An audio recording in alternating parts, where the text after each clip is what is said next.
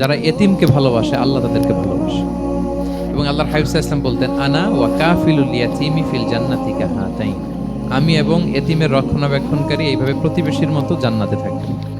এই দুই আঙ্গুলের মাঝে যেমনি গ্যাপ নাই, আমার আর এতিমের রক্ষণাবেক্ষণের কারী তার বাড়ির মাঝখানে কোনো গ্যাপ থাকবে না জান্নাতে। We will be neighbour in paradise. জান্নাতে এরকম আমরা কাছাকাছি থাকবো। আল্লাহু আকবার পড়েন। তাহলে এতিমের রক্ষণাবেক্ষণকারীকে আল্লাহ তাআলা ভালোবাসেন। যারা এতিমকে পছন্দ করে না, এতিমকে তাড়িয়ে দেয়, তাদেরকে আল্লাহ পছন্দ করেন। আল্লাহ তাআলা বলেন, আরাআইতাল্লাযী ইউকাযযিবু বিদ্দীন ফাযালিকাল্লাযী ইয়াদুউল ইয়াতীম। যারা আখিরাতকে অবিশ্বাস করে তারাই এতিমকে ঘাড় ধাক্কা দিয়ে তাড়িয়ে দেয়। কোনো বিশ্বাসী কখনো এতিমের সাথে খারাপ আচরণ করে না। আপনাদের যাদের মন শক্ত, অনেকের চোখ দিয়ে পানি নামে। আমার এক আত্মীয় আছে, খুব আল্লাহওয়ালা। আমার জীবনে এত আল্লাহওয়ালা আমি দেখি নাই, কিন্তু ওনার চোখ দিয়ে পানি নামে।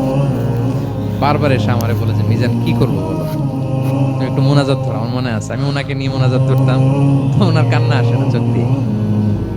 এত আল্লাহওয়ালা, খুব ভালো মানুষ, কিন্তু চোখ দিয়ে পানি নামে না। এটা অনেকের হয়, নানা কারণে হয়। আল্লাহর হাবিব সাল্লাল্লাহু আলাইহি ওয়াসাল্লাম বলেছেন, কারো যদি চোখ দিয়ে পানি না নামে বা হৃদয় নরম না হয়, তারা যেন এতিমের মাথায় হাত বুলিয়ে দেয়। এক সাহাবী এসে বলেন, ইয়া রাসূলুল্লাহ, আমার হৃদয়টা বড় শক্ত, হৃদয় নরম হয়। রাসূল বললেন, তাই?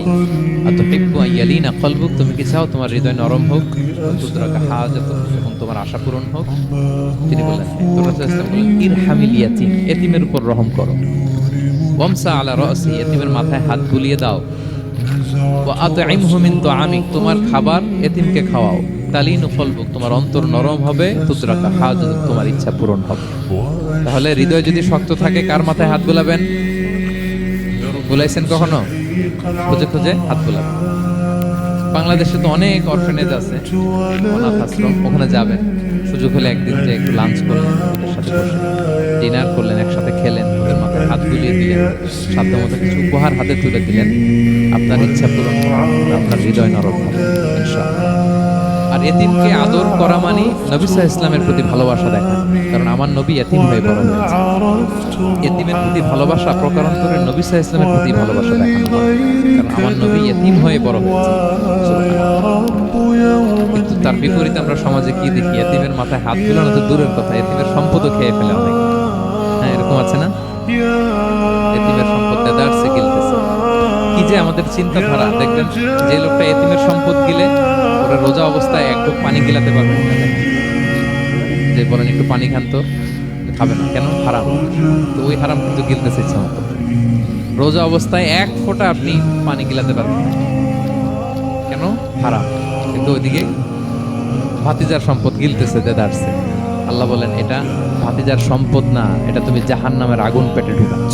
ইন্নাল্লাযীনা ইয়াকুলুনা আমওয়ালাল ইয়াতামা যুলমান ইন্নামা ইয়াকুলুনা ফি বুতুনিহিম নারা ওয়া সায়াসলাউনা সাঈরা। যারা এতিমের সম্পদ খায়, এটা সম্পদ না, এটা জাহান্নামের আগুন তুমি পেটে ঢুকাচ্ছ। সো এতিমের প্রতি যেন আমরা নমনীয় হই, তাদের মাথায় হাত বুলাই, তাদের জন্য খরচ করি, তাদের প্রতি যেন আমরা দয়াদ্র হই।